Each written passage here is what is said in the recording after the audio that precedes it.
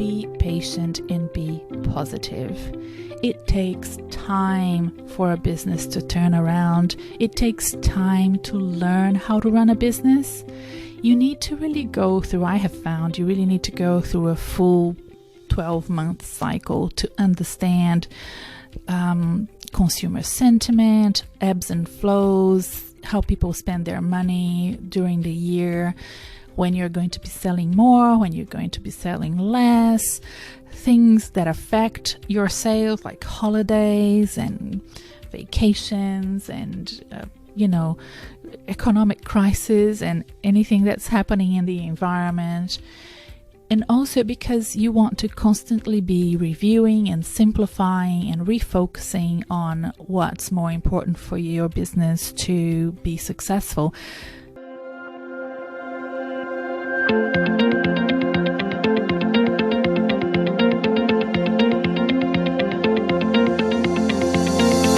Hi, I'm Renata Bernardi, and this is the Job Hunting Podcast, where I interview experts and professionals and discuss issues that are important for job hunters and those who are working to advance their careers. So make sure that you subscribe and follow, and let's dive right in. This is going to be a very different episode for me and for you.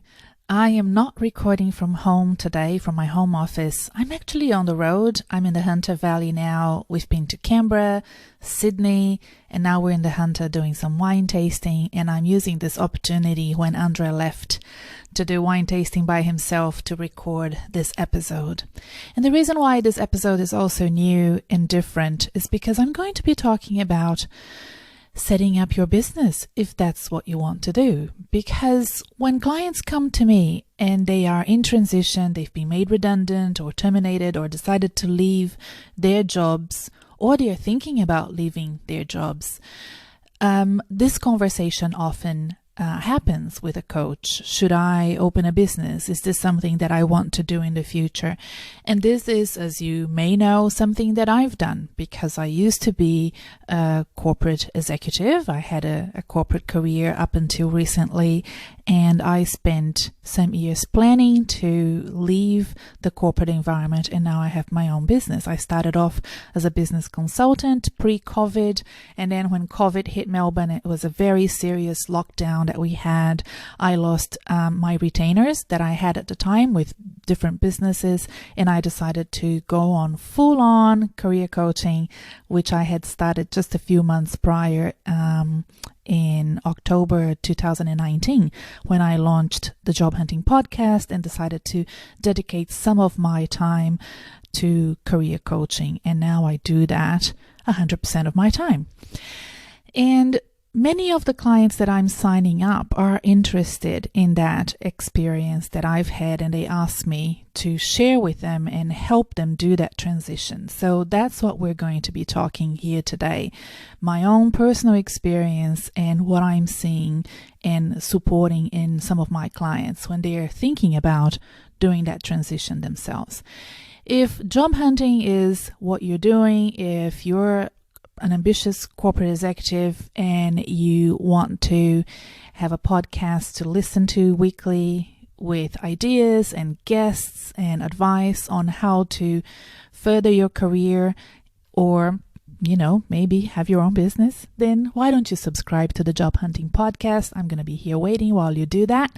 And if you really enjoyed this episode and the ones that we've done before, we've been going on for over a year now, please give us a 5-star review wherever you found us. iTunes is a great place to leave us a review. It just helps us amplify our reach, and it helps others like you find us as well. So I'd be very, very happy if you could leave us a review and give us a 5-star rating. Thank you so much for following the Job Hunting Podcast.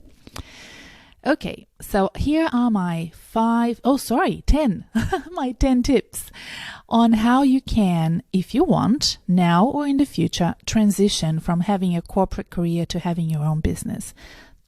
This is what I've done. My main expertise is in helping people find jobs, and that's what I want to focus on.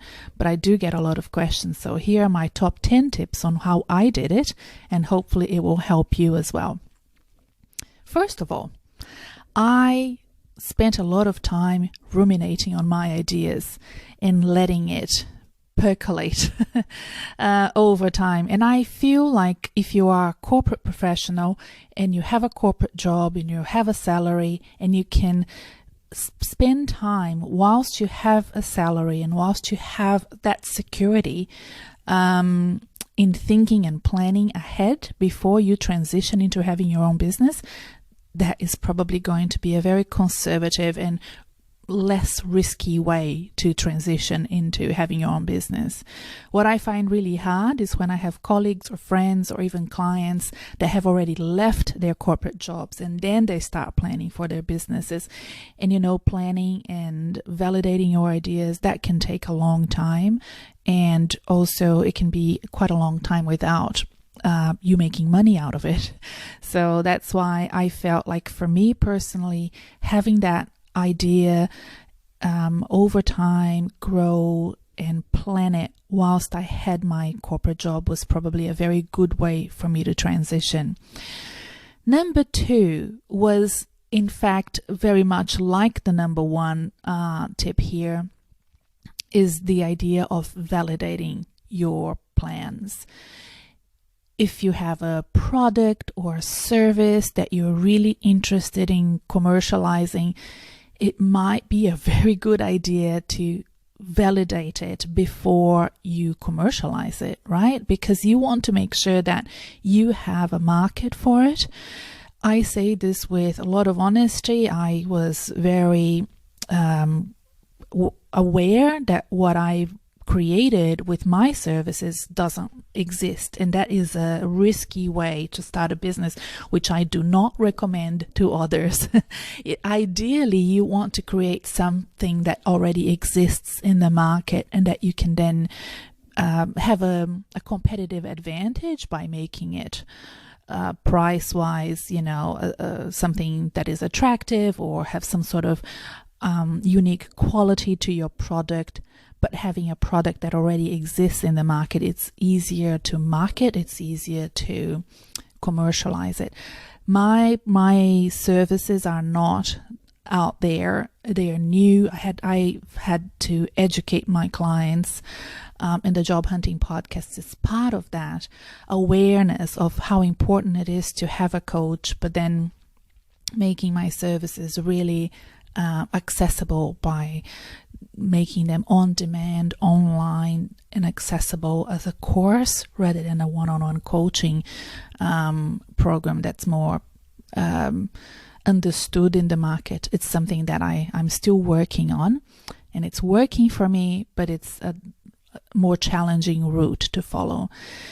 I have spent a lot of time validating my idea. I've made hundreds of calls, and that is something that is really important to do before you go to market. So that's my tip number 2 for you. Tip number 3 is to make sure you have savings, or as we call it in the startup world, a runway, to spend that time growing your business without having so many financial worries, and having those savings are really good. And that's why I think so many people come to me for advice when they're made redundant, because usually they have a package and they feel like that's enough of a runway to start their own business. And we do talk about that and play scenarios and understand how that can be done. Most times what I have found in coaching clients that are thinking about having their own business is maybe having a stepping stone next corporate job before the business, because even though they may have the savings, they haven't validated their ideas, or vice versa. Or they have validated their ideas, but they don't have the savings.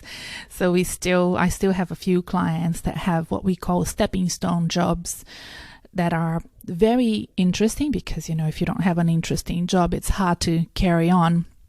but that will maybe in 3 to 5 years time or even less allow them to move into having their own businesses. So that's how we play it really safe, because that's how I like to support my clients, is to minimize risks and speed learning for them, making sure that they are making the best possible decisions towards their career goals. Number 4, learn to take care of your personal affairs. So if you're going to be in business and you haven't really spent time understanding how much you spend, what your expenses are, making long-term plans for your life in business, understanding how you invest your money and you invest your time, that will be really hard for you moving from a corporate job to a business owner mentality. Again, I speak from experience. I was incredibly spoiled as a corporate professional.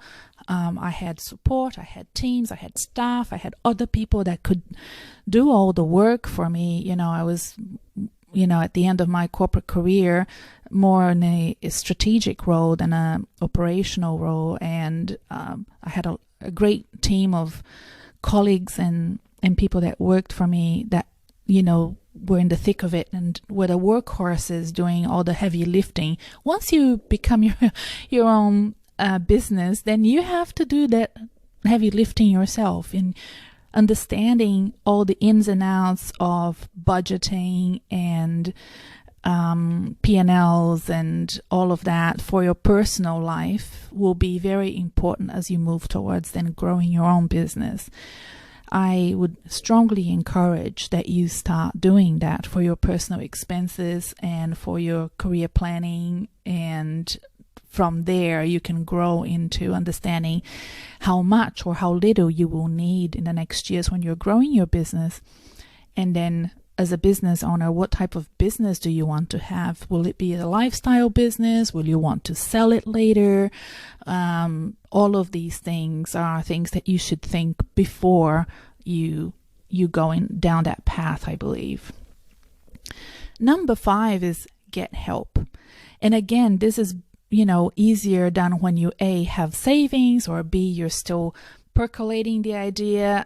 So for example, by the time I was ready to jump into that bandwagon of having my own business, I already knew the people that I would call upon to help me right at the beginning. I had, an accountant that I knew I wanted. I had an insurance guy that I knew I wanted.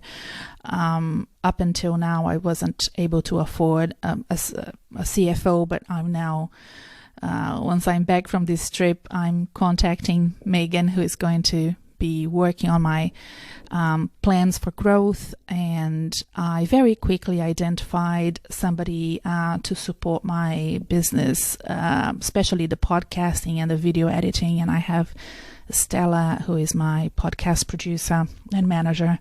So you really need to understand the opportunity cost of not wanting to do it all, because you will not be able to once you start growing. But even, as small as you want to be, it will always be a lot of work to do everything yourself. So especially a good accountant that can identify what type of business you should have from the get-go will be very important. So I would strongly recommend that. That really helped me personally. And there could be other areas, like for example, if you are an accountant and you're opening up your business, maybe you will need the help from a marketing person, whereas my background is more in marketing and sales, so I'm very comfortable doing that and needed help where my weaknesses were. So you have to identify what your weaknesses are or where you will spend a lot of your time, and then find somebody to support you so that you can focus on where the areas of growth are and where the revenue is going to come from, rather than all of those tiny little tasks that take up so much of your time and don't bring you any money. Number 6, you still won't know a lot, even if you do all of the planning and ideation and validation and all of those things that I'm recommending that you do before starting your business, there will be a lot of things you don't know how to do. And that's where I think is worth investing in. And I have personally invested in things that didn't work for me, and I wanted to share with you some of the things that did work for me very well. So one of the things that I did at the beginning was to work on a website that everybody uses called WordPress, and I found that incredibly fiddly and hard to do. I need a lot of help to get things done on WordPress, and then once I found Kajabi, I was so much more confident in my own skills and happy, and I just had the best support team.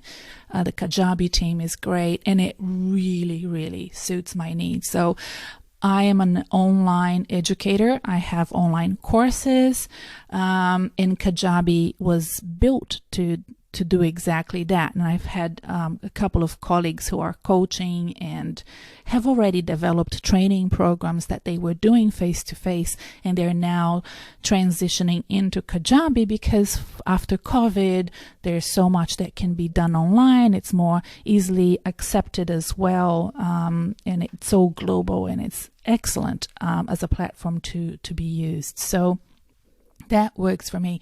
Now, if you have a product and not a service, then there are other platforms that may be more suitable to you, of course. So Kajabi is good if you are planning on developing some sort of membership or community or online course. And once you go on their website, I'll put a link in the show notes below, you will see that there's quite a lot of people that you may know of that use Kajabi, but it's amazing, like from farmers teaching people how to raise goats all the way to yoga instructors or myself. A lot of people use Kajabi these days, and it's a great platform to use. It has all my CRM, so the customer relationship management and mailing and all my newsletters, the payments, everything I do through that. Whereas when I was using WordPress, I had to constantly be looking at what plugin I needed to add on to WordPress to make it work for me, and it was incredibly time consuming, and I feel like even though it was free to start off with, it ended up being more expensive in the long run, not only because I was constantly in need of tech support, but then I had to always buy these plugins, and it just didn't work. The other thing that I didn't know how to do, at least because I didn't know how to do, because I had never done it before, was to actually launch a product and launch products online. Even if you have a physical store, even if you have a physical product that you want to sell, launching things are mainly done online. The marketing on Instagram or Facebook or Google or LinkedIn. And the step-by-step and what you do first and what the priorities are and what's most important, I really struggled with the launching process. And I found that there is a great expert in this in Steph Taylor. Steph is based here in Australia, but she has clients and she coaches people from all over the world. She has a program called Magic Launch, and it's a 3-month program that really helped me relaunch Job Hunting Made Simple earlier this year. So I joined Magic Launch, I think it was November 2020. So November, yeah. And then it went for 3 months, and everybody that joins that program will probably launch around the same time. So we all launched in February, and Steph will teach you step by step how to actually launch a book or a service or a business or whatever. So it's really interesting. A lot of tools and resources are shared. There's also this amazing community of people that are all launching together. So I learned not only from Steph, but also from the other people that were doing the program with me. And I will be doing it again, in fact. So it restarts in May. And the reason why I'm doing it again is because it helps me be accountable and consistent, but also because launching things online these days, the algorithms change all the time. The rules on Facebook and Instagram and everywhere, they change all the time. And Steph is the expert in this. So she has a team and she's very good at sharing the most up-to-date information, and I just don't have time to learn it in any other way. I just rather do the 3-month program with her. And if you want to do it with me and join the Magic Launch again in May, I will have a link below in the show notes, the episode show notes, so that you can follow what she does. And if you want, you might want to join me and do it in May as well. I am very, very happy with how my launch went last time, so I can't wait to redo it. The other thing that I found, even though I do it quite well, I think, and people often say, oh, your website is so well designed, it's so well developed.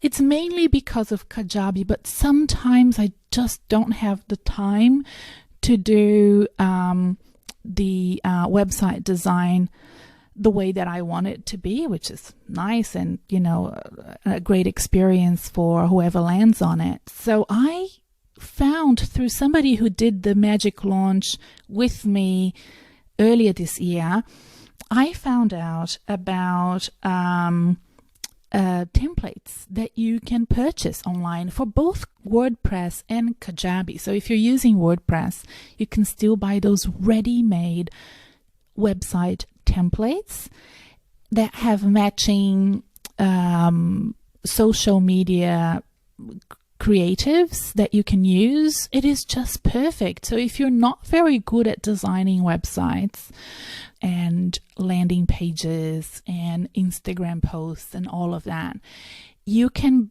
purchase these templates and use them. And I strongly recommend this brand that I will put the link below, because it has great instructions that you can follow, and you can change the colors and you can change the photos. And I have used them a couple of times to launch new things, like, for example, the Optimized Job Search Workshop and the Optimized Job Search Schedule have all been done using these templates, because I was running out of time. It was close to Christmas. I really wanted to launch it, and I didn't have time to do all of the templating myself. So I'm like, wow, okay, these are not that expensive and I can just buy them and they're ready. It's fantastic. So I will be using them again for sure. I really enjoyed how easy they were to do, and I know that it makes people really uncomfortable, the idea of developing websites, and they can be very expensive as well if you want to pay somebody to do it. So I think that those 3 things, Kajabi, Magic Launch, and these ready templates, can make developing your business a much easier pursuit. The other thing that I like to let people know is that once you start promoting your business, you will get busy. You will get very busy. And one of the things that I have found was really hard to manage was my inbox and all of the meetings that all of a sudden I was having to book, especially because I am a coach and people want to talk to me first before they sign up, or then they sign up and they need to book their coaching session. So I know Calendly is a very popular choice for calendar management for many people, but I personally tried it and I actually prefer a different one called Harmonizely. I just found Harmonizely easier to brand and also to link to Kajabi, and I'm assuming that they will be just as easy to link to WordPress or any other website. I found that the questions were easier to design, so I can design a little questionnaire. So if somebody wants to book a time with me, I can ask them why and what they want to know and things like that. So I just found that Harmonizely was a better solution, even though they're not as popular as some of the other solutions out there. I'll put a link below as well if you want to try that for free. I pay, I think, $9 a month or something. It's not too expensive just to have some extra features, but you know, it's up to you. You might want to. I had it for free for a long time before I decided to pay a little bit extra for extra features. So try the free version to see if that's something that you might like. So if you want to have less emails backwards and forwards between you and the people you want to meet, then I strongly recommend any type of calendar management app, but Harmonizely is my favorite. Tip number 8 from me is to be careful who you get advice from. And, you know, maybe the advice that I'm giving you here is not for you, but what I have found is that you have to really be strict and ruthless, otherwise you will never get off the ground, because everybody will have tips and advice for you and everybody will have an opinion, and most of the time as well, people have no idea. They haven't had a business, or maybe they had a business 3 decades ago or a long time ago. And things these days tend to change very fast. So be careful who you get advice from.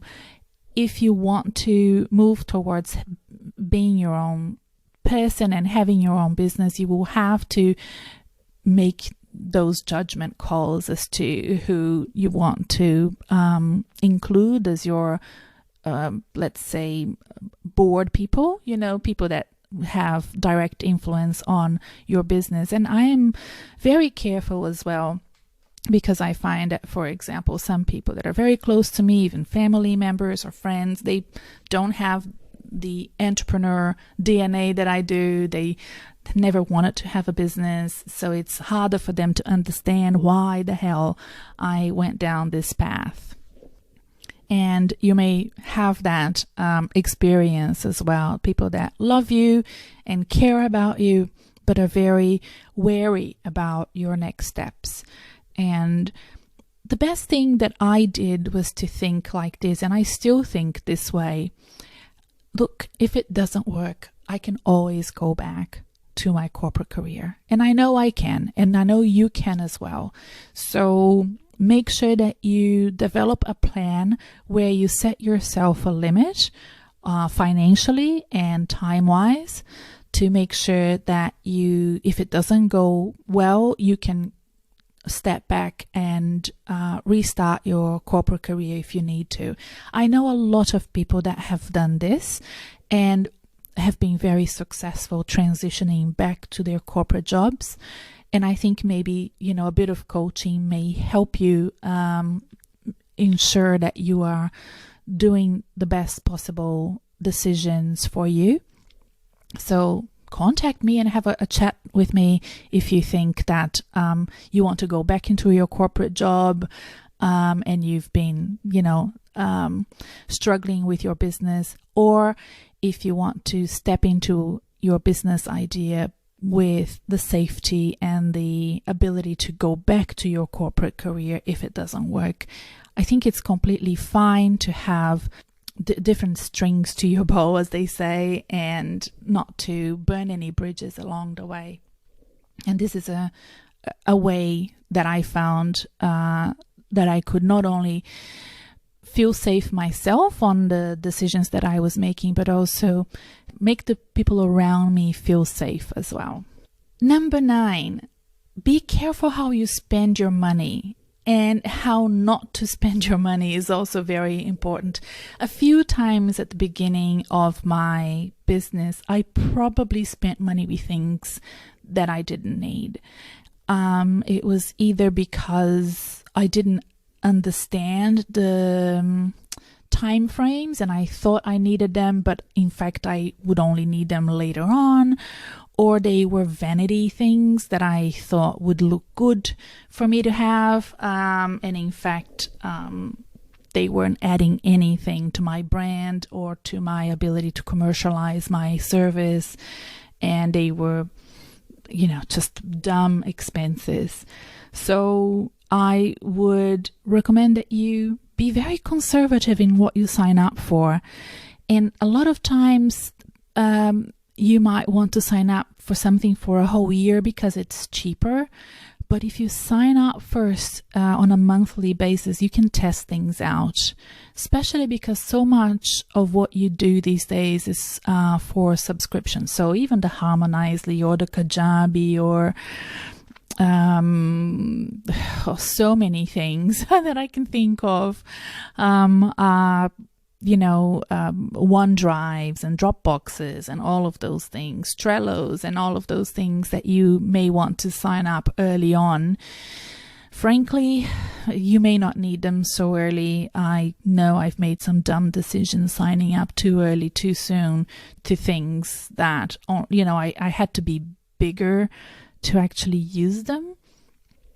So sign up monthly and don't spend your money with things that you don't need or things that you may be doing just for vanity and they're not going to really make any difference in terms of how you commercialize your services or products.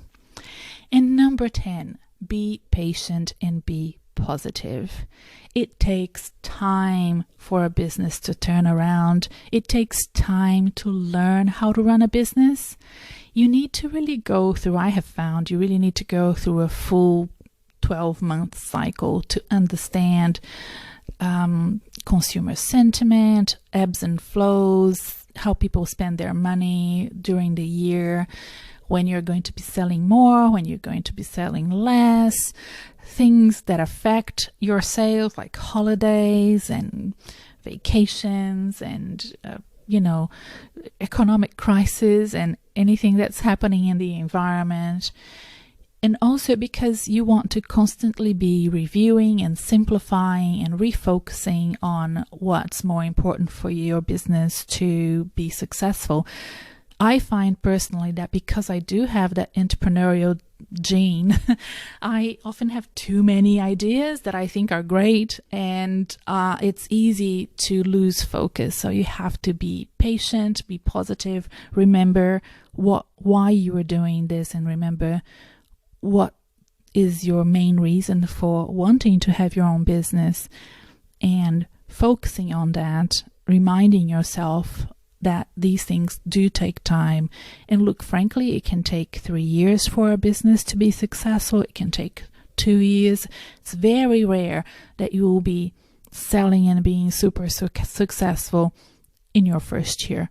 That doesn't really exist in my books. I haven't seen it.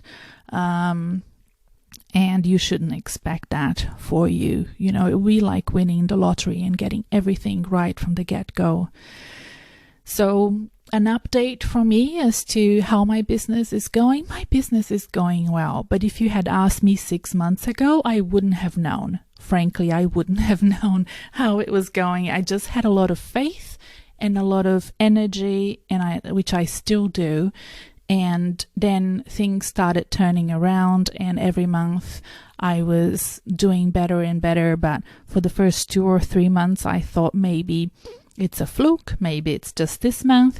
And then, the consistency started building up over time.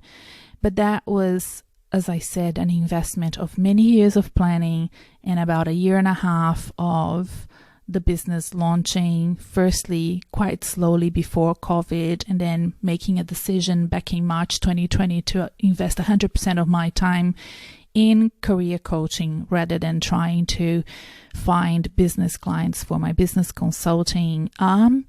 And that paid off. That paid off big time. I am now very happy with the way that the career coaching business and the services that I have are going, and I think that that's where my passion have always been. If you've listened to my episode on my career story, you would know that I am really passionate about doing this project. I'm calling it a project, and it's becoming really 100% of my time. I'm always thinking about it, and I enjoy every moment of working with my clients and my group coaching program and delivering on the services online. So you have to really have that passion and that commitment and be patient and be positive so that you can see the results over time. I hope that you've enjoyed this episode. It's not the sort of episode that you will see here very often.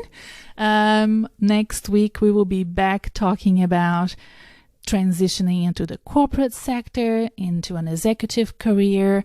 And, this might be something that you might want to consider over time in having your own business, maybe consulting after an extensive career as an experienced executive, or something completely different like property development or a cosmetic line or something else completely out of the blue.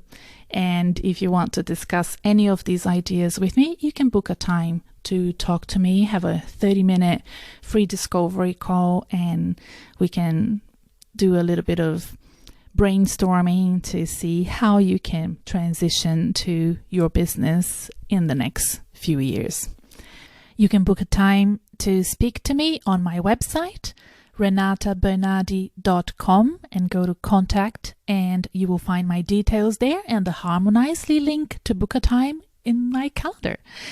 And you will find all of the details of the products and ideas that I shared with you in this episode in the episode show notes or on the podcast blog on my website as well. Go to renatabernardi.com and look for podcast, and there will be the episode show notes there with all of the details. Bye for now, and until next time.